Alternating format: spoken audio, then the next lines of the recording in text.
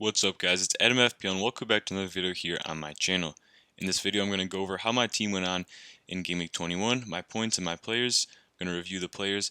I'm going to show you guys what my team is looking like for Game Week 22. And I'm going to talk about my transfer plans and my captaincy options for the next game week. It's a short turnaround as the next game week is starting on Tuesday. I'm recording this on a Sunday night and I'm trying to get this out as soon as possible to help you guys make your decisions for Game Week 22. Unfortunately, I didn't get to make a video last week for Game Week 21 as I ran out of time and I had a big exam that I had to prepare for, but I'm happy that I can get back into it this week to answer your guys' questions and anything that you guys have and any of your thoughts. So with that being said, if you guys enjoy the content, enjoy the video, subscribe if you're new and smash that like button and it's greatly appreciated. With that being said, let's get into my points for Game Week 21. So in Game Week 21, I ended up with 67 points minus 4, which is 63 points, which is above the average of 48, so a pretty solid game week for me. And I ended up in the 1.1 million range, so it's not the worst, but not the best game week. But thankfully, I'm going to be ending up on a green arrow. So I moved up to 403k, just outside that top 400k mark, moving up from 460k. So it's a nice little green arrow, and I'm looking to push on even more and try to gain some of the points back so I can be around that top 200, top 100k mark, hopefully in the next few weeks. So with that being said, let's go into some of the players. So we have Martinez with 10 points. A really solid outing by him. Villa played really well defensively until the last 5 to 10 minutes where Southampton really put on the pressure. And to be honest, I think the Southampton goal should have stood of Danny Ings, but VAR for some reason deemed it off by drawing a questionable offsides line. And this was kind of lucky for me as I needed the points early in the game week. And Martinez has just been such a consistent stalemate this season. I've had him since I think game week 4 or 5 on my wild card, and the fixtures are pretty good coming up to about game week 30. So I think that he's a good hold for now. We then have Dallas, who came off my bench with the 7 points. He scored in the Leicester game. Dallas and Leeds are kind of weird, so they're so unpredictable. I benched Dallas against Leicester, who have shown their quality and are top 3 in the table before this game week. And I thought that Dallas and Leeds would have a pretty tough game, but what do you know, Dallas ends up scoring, and luckily I at least get his points off the bench. So it's kind of weird. I thought that Leicester are also quite an unpredictable team, so this was kind of, I guess I kind of should have expected something unpredictable like this to happen, but I'm happy to get the points with him nevertheless. Fixtures are not the best, but we're gonna see what he does. He kind of scores against the big teams, and he doesn't do much against the smaller teams when I'd be more likely to play him. So he's kind of a weird guy like that, but I'm happy to get his points this week. We then have Justin and Kufal with 1 point. Justin gave up 3 goals versus Leeds in a pretty poor Leicester performance, and Kufal gave up 3 goals against Liverpool, which was a pretty tough fixture. He ended up coming in for my other City defender, but Kufal has great 3 fixtures coming up, so I'm happy to own him for those fixtures. And Justin also has great long-term fixtures, starting with Fulham, and then all the way up to game week 30. He's got a really nice run of fixtures. So that's the defense. We then have Salah, who is the star of my game week. He really saved my game week. I ended up captaining him. People called me insane for captaining someone who blanked 5 or 6 weeks in a row here, but I just know that Salah, if you're in doubt, you always captain Mo Salah. That's kind of the rule I guess I like to follow. It's kind of half joke, half not, but in the end it ended up paying off. I wasn't comfortable captaining Gundogan. I wasn't comfortable captaining Son, and I just went with Salah, and I thought that eventually he would get back to his normal self, and he sure did. So I'm really happy with that 30 points there. It really helped my game week. We then have Fernandez with 3 points. Another blank for him, kind of concerning. He's had some nice fixtures in here too. He's had Burnley, Fulham, and Sheffield, and he only got that FPL assist in that Fulham game, which wasn't an actual assist. So it's a little bit concerning for Fernandez. But looking at these fixtures, he's got great fixtures, and I'm banking on him to get back on track, sort of like Salah. We then have Grealish. Man, I love this guy. I actually own a jersey of his, and he's just one of my favorite players. He's been so consistent this season, and I just love how he plays, how he attracts 3 or 4 opposition players around him and makes plays for the rest of his teammates. He's got a couple games at hand, as we can see, with Tottenham and Everton, and he's got nice fixtures all the way up to game week 31. So I think that Grealish is a nice hold for me, and any thoughts about getting rid of him are probably out the window by now. We then have Gundogan, was one of my transfers with 3 points. Got the clean sheet against Sheffield. Didn't get many chances, but I think he's a decent player to have for these next couple of game weeks. We then have Son with 2 points. Didn't do much against Brighton. Brighton actually played quite well against Spurs. They kind of got stymied by Brighton without Kane, and it just shows how important Kane and Son are to them. They kind of carry the Spurs team, and Son has some nice fixtures coming up, but he's an interesting watch, as without Kane, I don't know how well he'll do, and that's why I didn't captain him, because I wasn't comfortable captaining him and without Kane. So then we have Calvert-Lewin, my other transfer in, and Antonio. So both with 2 pointers. Calvert-Lewin was probably a mistake in hindsight. I got him for Newcastle and Leeds, so he has Leeds next game week. And honestly, I probably could have just got Gundogan and not gotten Calvert-Lewin. I probably could have gotten Bamford off the bench, or at least played Bamford. This was probably a mistake, as Everton were kind of getting hyped up by the FPL Twitter, and I thought that it would be a high upside pick given they're getting all their players back like Digne, James, or Charleston, but they came out really flat against Newcastle, and they ended up losing 2-0, and Calvert-Lewin didn't get much service, so I'm really hoping that Leeds game he kind of does something, hopefully, and this hit kind of pays off, but for now it didn't. And Bamford, I'm at least happy I kept him. 15 points off the bench is pretty crazy. I think that in the end, I think it was a logical decision to bench him. Leeds were looking really tired, played really poorly against Newcastle, and Bamford was looking really poor. He didn't get many shots. He looked tired. He just wasn't looking too involved in the play. And then he comes back here with a 15-pointer, which he unfortunately was rooted to my bench for. So at least I kept him. I never really considered getting rid of him, and I'm happy I got rid of my worst striker in Che Adams last week at least. And these fixtures look nice for Bamford, and I think that he's a hold. So we then have Antonio, who had a good chance today against Liverpool, but 2 points. Other than that, he's got some nice fixtures coming up, like with West Ham, and I think that he can get back on track in those games. So I'm happy to have him. Then I have Bamford, who got 15 points, which I already briefly mentioned, off the bench. Actually, no, he's not off the bench. He's rooted to my bench. Really unfortunate here, but I think that in the end it was a logical decision. Maybe I didn't need to get Calvert-Lewin, but I still stand by the decision that it wasn't completely a rogue call. We then have Stones and Cancelo, who neither played against Sheffield United, which was very surprising. I'm hoping it was just a rest and these guys can get back in the team, but Laporte is a little bit of a worry for Stones especially. If we look at these last few games, he's played 90 minutes every game, and then the second game I get him in, he gets benched.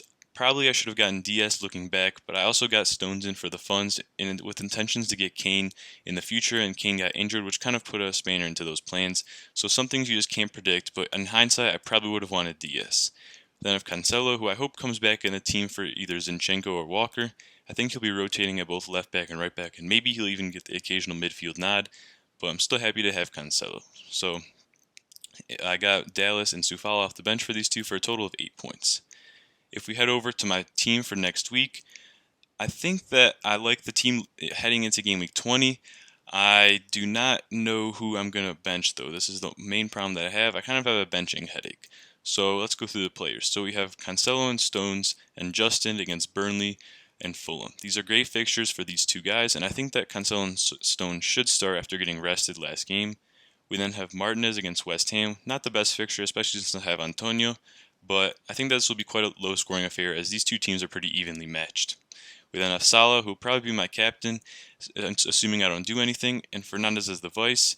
Salah goes up against Brighton, and Liverpool have a great record against Brighton actually, and they're at home. And Salah is just coming off a brace, so I think he wanted to get back on form, and he did this game. He wanted to get back to his goal-scoring ways, and I think that Salah has the best fixture on paper, and I think that I'd like to back the king again. So I like Salah as the captain here. We have Grealish and Son against West Ham and Chelsea respectively. Grealish, it's kind of a hard game to predict here with West Ham and Aston Villa, but I think that Grealish, I just got to play him every week. And Son is another one. Chelsea and Spurs will be hard to predict. I think that both teams will kind of sit back and try to play for a low-scoring affair. But Son's kind of the player that I'm not really too comfortable ever benching because he gets one chance and he'll finish it usually. He doesn't need many chances. And Chelsea can let in some players behind, especially with Azpilicueta on their right flank if Tuchel chooses to play Azpilicueta again like he has in the first two games. So I think I'm going to keep Son in the team. And essentially the benching is between Bamford, Calvert-Lewin, Antonio, Gundogan, and Son. And probably I'm leaning towards benching Gundogan or Antonio right now. And I like the Leeds Everton fixture. I think it'll be quite open. I got Calvert-Lewin for these two games, so I feel like I kind of have to play him for a hit. And I think I gotta play Bamford. I think that Leeds are kind of a weird team, and I think you just always gotta play the highly owned player. no matter what. And I kind of learned that the hard way this week. So this is kind of the team for this week. I'm benching Gundogan against Burnley right now solely because he played 90 minutes last game week, and Pep Roulette is so hard to predict.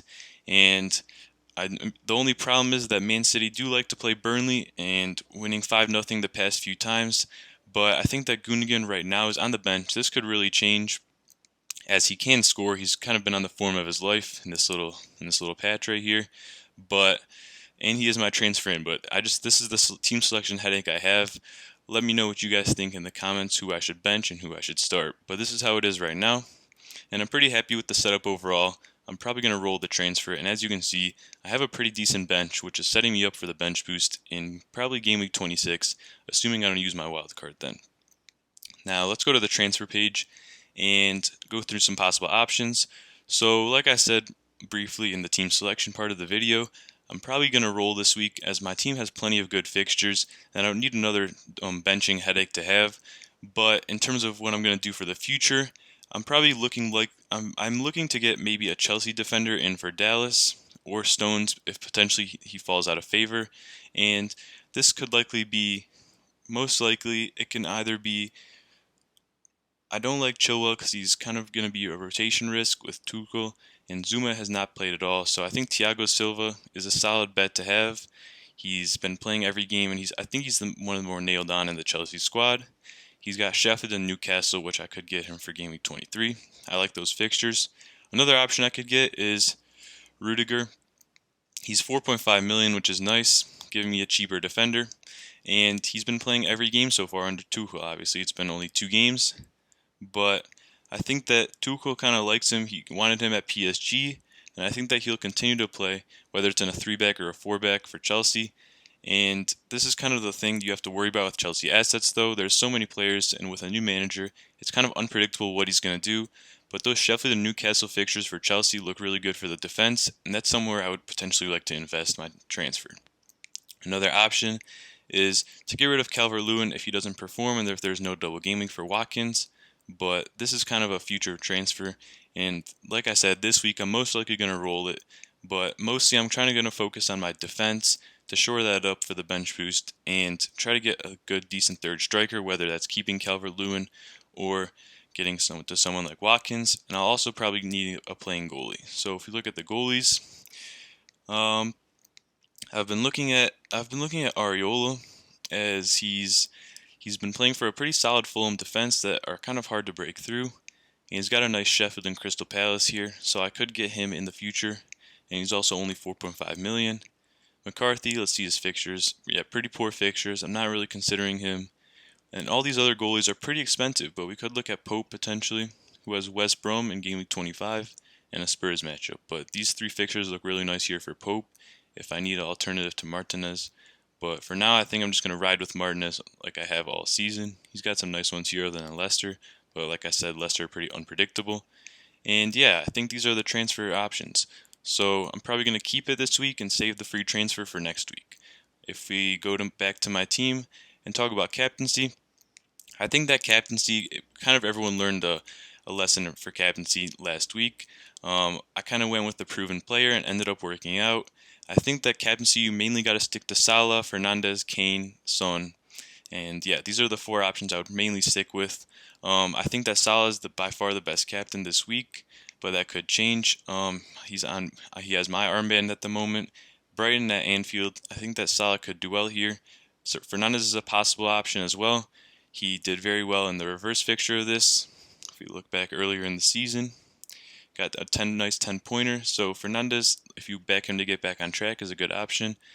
I would probably steer away from Son at Chelsea. That looks to be a tough game in a battle of London derby. And Grealish versus West Ham is pretty unpredictable as well. You could look to Bamford or Calvert-Lewin in this Leicester Leeds game. So I think that's quite appealing. And yeah, that's all for captaincy. So this is pretty much going to wrap up the video, guys. That's it all for the Game Week 22 team selection. If you guys enjoyed the video, please be sure to like and subscribe. If you're new, smash the like button and get down in the comments and let me know how your teams are looking like for Game Week 22. Again, I couldn't make it last week to answer your questions, so get your questions down in the comments. Let me know your thoughts on my team and my transfer ideas, how your guys' game weeks went, and what your guys' plans are for the coming game weeks. I'll really look to answer all your questions as best as I can.